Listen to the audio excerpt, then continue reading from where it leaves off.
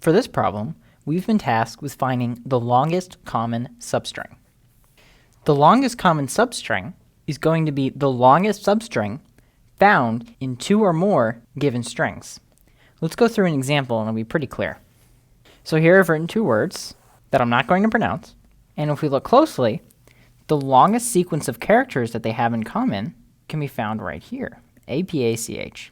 There's no other substring longer than 5 characters found in both words. And in this problem, we need to find the length of the longest common substring. So in this case, it would be 5.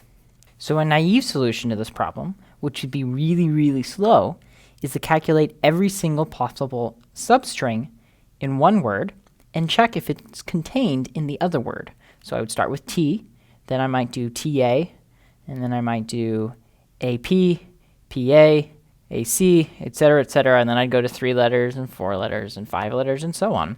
And each time I would check if it's in the other word. If it is in the other word, I would check to see if it's the longest substring I've found so far, and I would update it.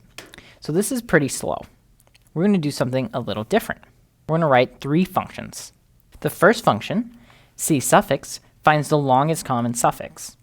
So given 2 words, like the ones we have here, the longest common suffix would be either the empty string or none. I mean, there's no suffix they have in common.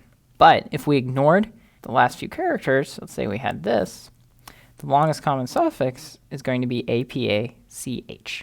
So we're going to find a function that finds the suffix, which is going to be a step in the direction of finding the more general longest common substring. The second function we're going to write creates a list of all the prefixes for a given string. So if we take in a word, say cat, and calculate the prefixes of cat, we'll get a list exactly like this one. Notice that if there are 3 characters in the input string, the list is going to be of length 3. And the last function is going to find the length of the longest common substring.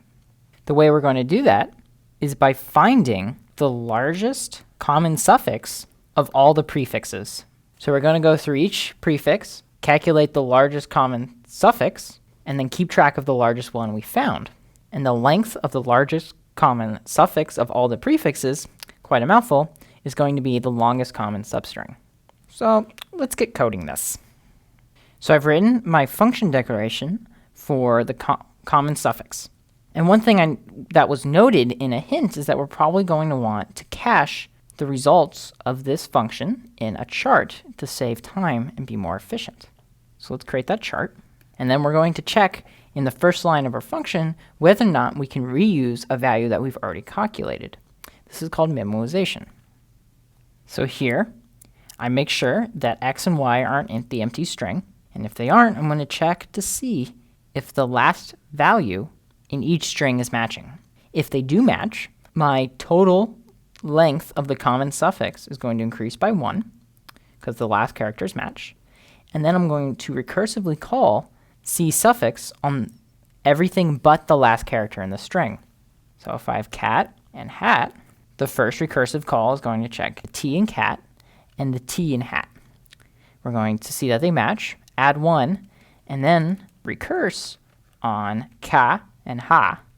Do the same thing, recurse on C and H. We're not going to find a match, so we're going to return the answer. And of course, we have to remember to update our chart if we did find an answer. And that's the common suffix. Let's move on to the next one. And as a spoiler, each of the remaining functions is exactly 1 line long. So here's the code for our prefixes function. As a reminder, it takes in a string and outputs a list of all the prefixes for that string. So let's take a look at this output. Given an input of cat, we have C, CA, CAT.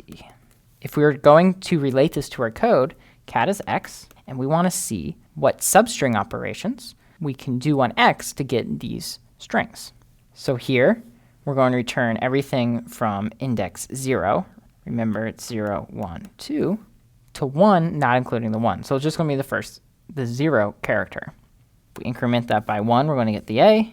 Increment by 1 again, and we get the T.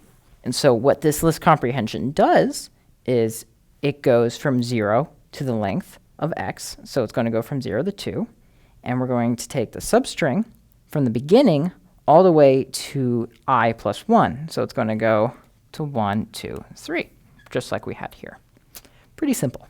So given our two functions, we're going to write L substring.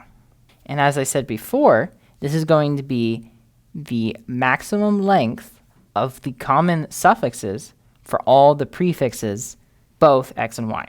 If you didn't follow along, the code's probably going to be clearer. So here I'm taking the maximum of the list generated by this list comprehension. And what we're going to do is find every combination of prefixes for x and y together, find the common suffix of them, and the maximum of that list is going to be the longest common substring of the entire word. And that is how you find the longest common substring. Yay!